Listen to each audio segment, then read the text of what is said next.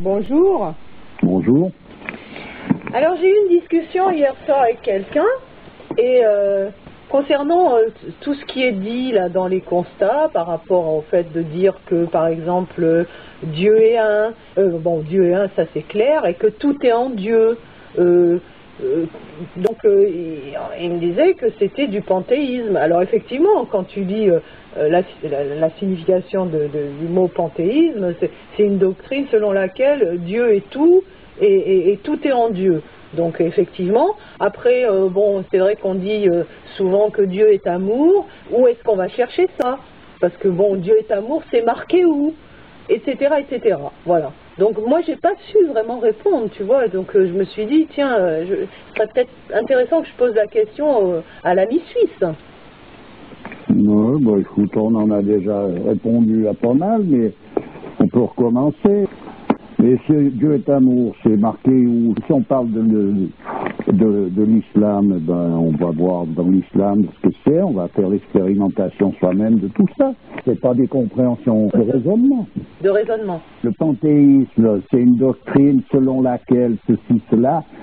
C'est pas tout à fait comme ça qu'il faudrait présenter la chose. Le panthéisme, c'est un mouvement philosophique qui a repris dans les doctrines traditionnelles la proposition qui est donnée, qui n'est pas rien qu'une proposition, mais la certitude qui est donnée de l'unité de Dieu, c'est-à-dire que Dieu est tout et en tout. Oui, mais justement, il dit... Ça veut dire qu'une chose n'est pas Dieu, mais Dieu est. La chose ne peut pas être sans lui. Donc, il est la totalité de tout.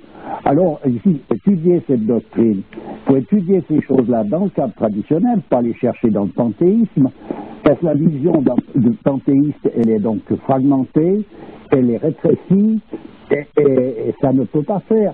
Mais on retrouve dans toute étude traditionnelle cette certitude, cette expression, cette explication, et on peut faire la démarche soi-même jusqu'à obtenir la certitude de cette proposition-là. Alors il défendait Mordicus que bah, la matière, non, désolé, c'est pas Dieu. Alors faut dire qui c'est, la matière, d'où elle vient, quelle est son origine, la raison pour laquelle elle est là, puisque Dieu n'est pas dans le coup, c'est pas un problème. Dieu a créé la matière, mais Dieu n'est pas la matière. Alors là, c'est une vision qui, je dirais, presque à un moment donné, qu'on arrive profane dans de la profanation, oui, parce que Dieu, donc, il vient, il crée un truc, et se taille, et puis il laisse le truc se démerder tout seul. Il faut m'expliquer où on trouve ça aussi dans quelle doctrine, je veux dire, par rapport à quelle tradition. On va faire une analogie. Un sculpteur, il va faire une sculpture, mais il ne devient pas la sculpture, effectivement. Mais je vais te dire une chose. Qu'est-ce qui émane d'une sculpture? Voilà. Il émane exactement l'état du sculpteur. Exactement. Voilà ce qui émane. Voilà, c'est ça que j'ai envie d'entendre comme réponse. Non, mais attends, mais j'entends. En fait... C'est pourtant simple. On le sait, on parle de création de la part d'un sculpteur. Il émane quelque chose dans une sculpture. C'est ce qui émane, c'est ce qui est à l'intérieur du plus profond du sculpteur. Dans une peinture, c'est pareil. Donc, dans la nature, ce qui émane, c'est justement Dieu qui est le créateur. Si on ne peut pas envisager ça comme ça, je ne sais pas faire, je ne sais pas que répondre, moi. Qu'est-ce que je réponds? Et justement, l'esprit qui est dans la matière émane de celle-ci. Elle transcende celle-ci, et puis de ce fait-là, elle se reflète en tant que symbole. Ce qui est visible devient donc le symbole de cet esprit en question. Voilà. Raison pour laquelle toute chose dans la manifestation est un symbole qui peut être lu, vu, entendu, compris exactement pour ce qu'il est. Voilà.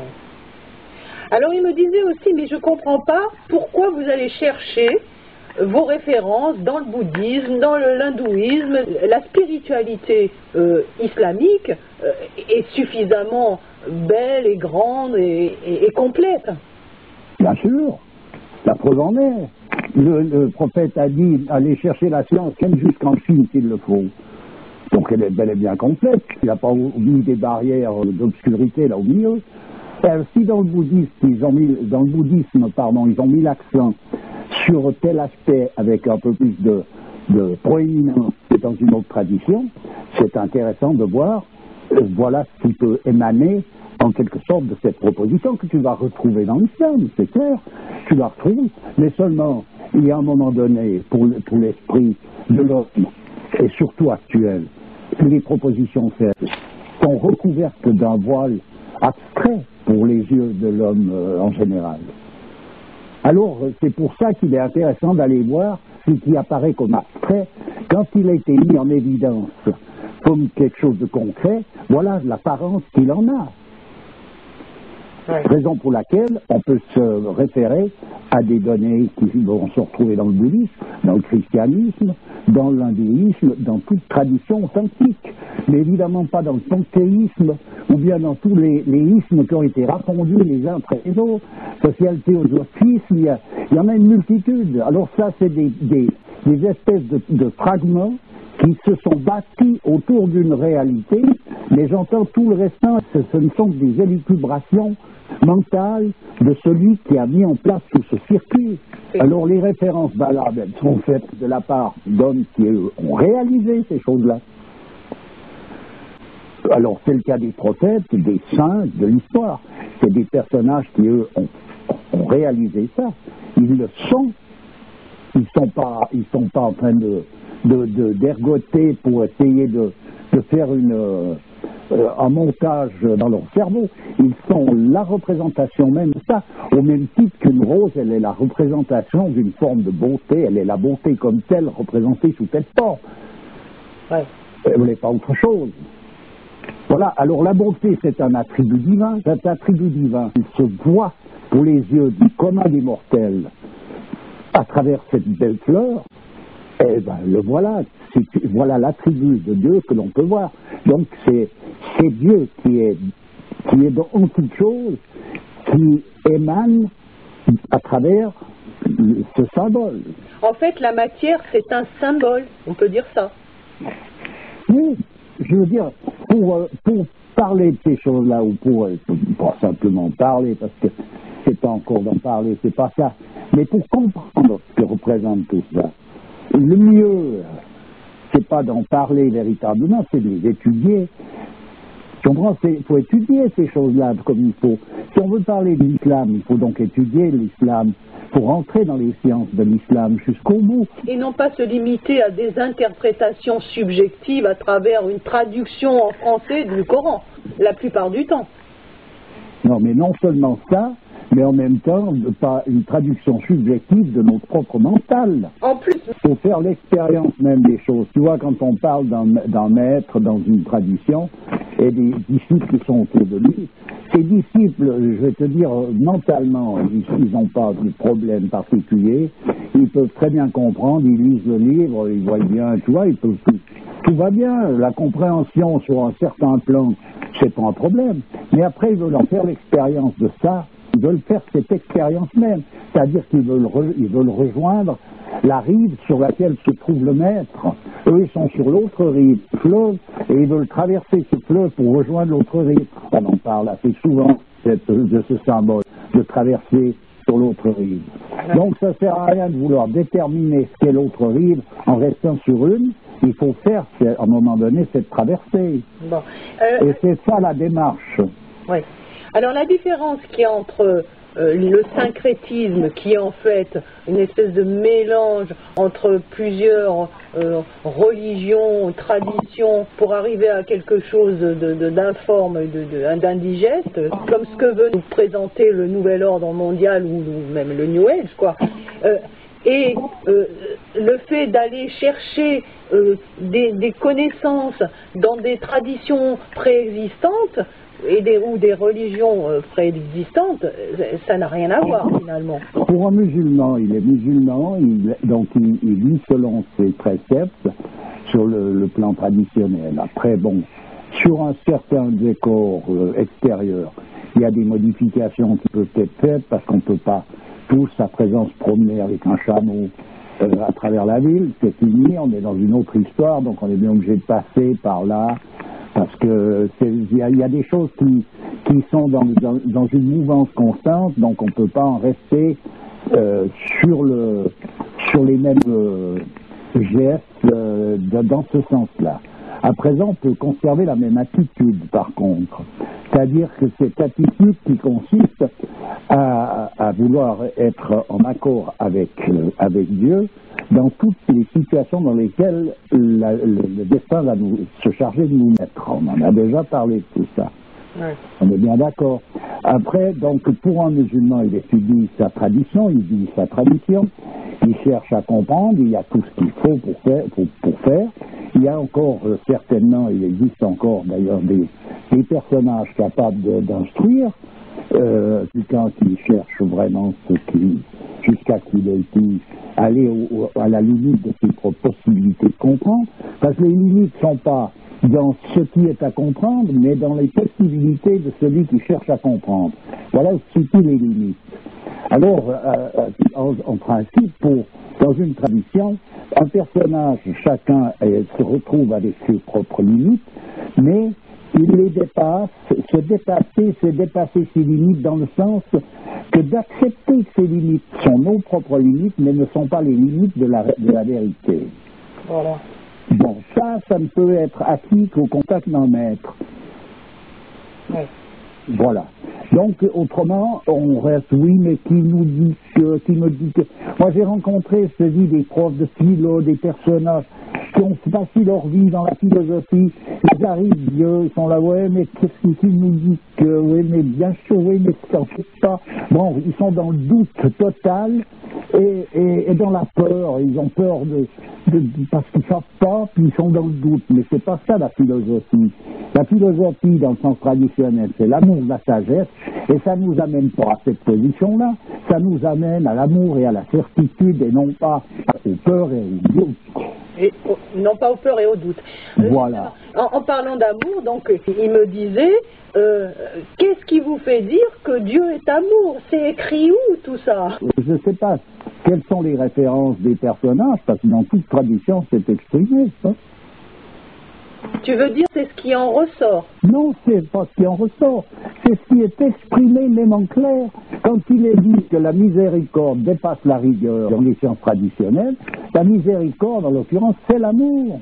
À un moment donné, tu comprends, le mieux c'est d'étudier. Moi, je pense que quelqu'un, il a meilleur temps d'étudier les choses comme il faut que de s'en faire lui-même une idée, vraiment, et de faire l'expérience.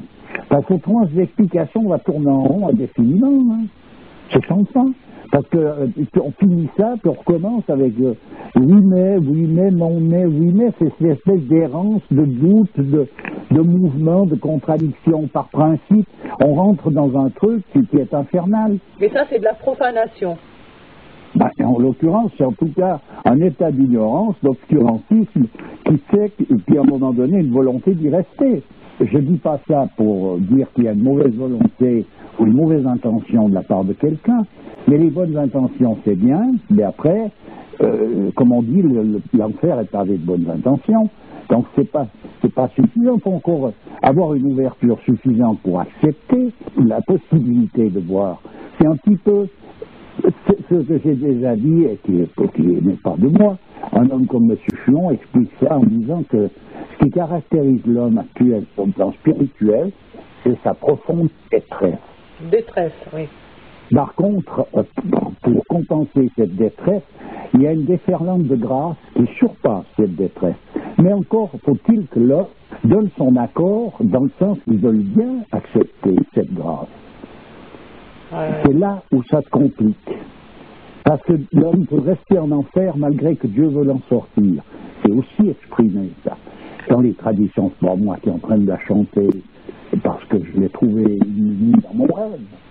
Donc tu penses que ces incompréhensions, c'est dû à nos limitations? Mais tu veux qu'elles soient dues à quoi d'autre? Explique-moi. Faut m'expliquer à quoi ça peut être dû, si c'est pas le cas. Ouais. Moi, je veux bien qu'on m'explique, alors voilà, non, c'est pas ça, ceci, c'est là. Bon. Pour l'instant, je vois, il n'y a pas d'explication plausible qui m'ont été indiquées. Hein. Et il y a pour la bonne raison, c'est qu'il n'y en a pas d'explication. On peut y en inventer une du début jusqu'à la fin, puis ça sent le fil blanc, ça sent l'ersatz, et puis c'est fini, quoi. Moi, je veux bien donner toutes les références des écrits sur lesquels il faut aller se pencher pour étudier les choses, mais ce que je peux pas, c'est obliger quelqu'un à le faire. Hein. S'il veut rester dans une position puis absolument insister sur le fait que c'est quelque chose, je sais pas, moi, il y a un endroit où je sais plus faire. Bon, tu vois, parce que c'est pas mon rôle, je sais pas, je suis ni médecin, ni psychologue, j'ai rien de toutes ces choses-là, non. Comment? Alors c'est un autre domaine, ça rentre dans un autre rayon, c'est pas le mien, ça. T'as surtout rien à vendre. Ah, puis en plus de ça, de toute façon, j'ai strictement rien à vendre. Je ne fais pas de prosélytisme d'ailleurs pour une religion, hein. Non. Tu vois?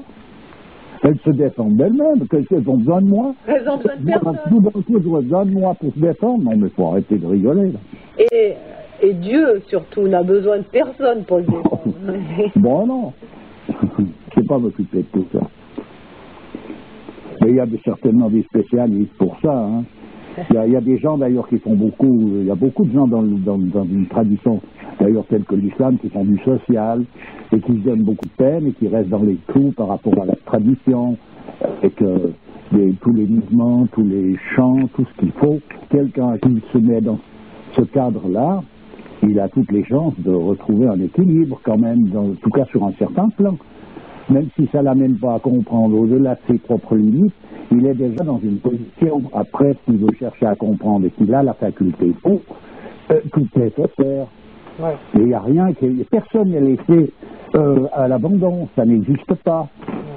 Moi, je dis simplement, moi, je ne suis pas en train d'abandonner qui que ce soit devant son incompréhension, je dis simplement que moi, je n'ai pas la capacité, je peux expliquer certaines choses, mais je ne peux pas obliger quelqu'un à les comprendre, c'est pas possible. Ni lui donner la faculté de pouvoir le faire. C'est tout, voilà, tout ce que je peux dire. Ok, bah, écoute, je te remercie en tout cas pour tes réponses. Bon, c'est toujours avec plaisir. Hein. Merci, à bientôt. À bientôt, au revoir. Au revoir.